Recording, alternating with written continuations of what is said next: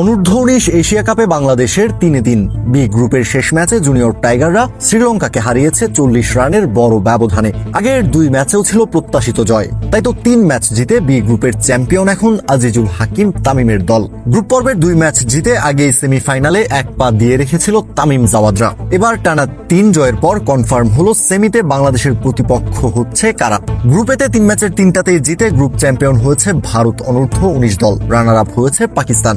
নিয়ম অনুযায়ী গ্রুপ এ এর রানার আপ এবং গ্রুপ বি এর চ্যাম্পিয়ন দল মুখোমুখি হবে সেমিফাইনালে, আর এই হিসেবে বাংলাদেশের প্রতিপক্ষ পাকিস্তান দল। আসলে এখন পর্যন্ত 3 ম্যাচের 2টাই জিতেছে তারা। ভারতের কাছে পাকিস্তান হেরেছিল 90 রানের বিশাল ব্যবধানে। 19 ডিসেম্বর শুক্রবার পাকিস্তানের মুখোমুখি হবে বাংলাদেশ দল।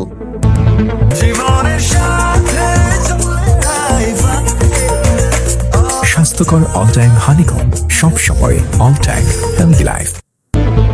বাংলাদেশের বিপক্ষে গ্রুপ পর্বে শেষ ম্যাচ খেলতে নামার আগে শ্রীলঙ্কাও জিতেছিল 2 ম্যাচের 2টাতেই। আফগানিস্তান এবং নেপালকে হারিয়ে বাংলাদেশের বিপক্ষেও বল হাতে বেশ ভালোই করেছিল দলটা। আগে ব্যাট করা বাংলাদেশকে 225 রানে অল আউট করে দিয়ে চমক দেওয়ার অপেক্ষায় ছিল শ্রীলঙ্কা। তবে বাংলাদেশের বোলারদের তোপে অল আউট হয়ে যায় মাত্র 186 রানে।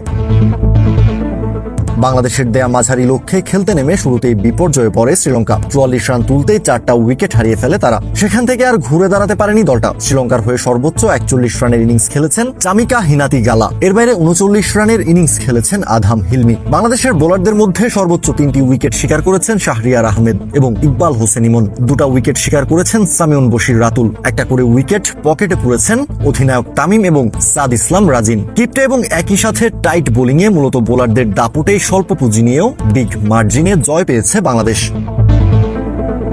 এদিন দুবাইয়ের টসে হেরে ব্যাট করতে নেমে ওপেনিং জুটিতে জাওয়াদ আবরার এবং রিফাত বেগ মিলে 12.2 ওভারে বিনা উইকেটে তুলে ফেলেন 84 রান। এরপর আবরার 36 বলে 49 রানের ঝড়ো ইনিংস খেলে আউট হন। এরপর টিকতে পারেননি আরেক ওপেনার রিফাত বেগও। রিফাত আউট হয়েছেন 48 বলে 36 রান করে। তৃতীয় উইকেটে দলের হাল ধরেন অধিনায়ক আজিজুল হাকিম তামিম এবং কালাম সিদ্দিকী অল ইন। 48 বলে 29 রান করে তামিম আউট হওয়ার পর হঠাৎ ছন্দ পতন হয় বাংলাদেশের। 2 উইকেটে 156 রান করা বাংলাদেশ পরের 35 রানে হারায় আরো 6 উইকেট। সেখান থেকে বাংলাদেশের ইনিংসটা প্রায় একাই টেনে নিয়েছেন কালাম সিদ্দিকী অল ইন। 60 বলে 32 রানের ধৈর্যশীল ইনিংস খেলেছেন তিনি। শেষ দিকে ফরিদ হাসানের 40 বলে 29 এবং ইকবাল হোসেন ইমনের 12 রানে কোনো মতে 200 পার করে টাইগাররা। শ্রীলঙ্কার হয়ে সর্বোচ্চ 4টা উইকেট শিকার করেছেন কাবিজা গ্যামেজ, ভিরান চামুদিথা এবং রাসিথ নিমসারা নেন 2টি করে উইকেট। টানা 3 এশিয়া কাপ শিরোপা জয়ের খুব কাছেই এখন বাংলাদেশ। এশিয়া কাপ শিরোপা থেকে মাত্র 2টা ম্যাচ দূরে আছে জুনিয়র টাইগাররা।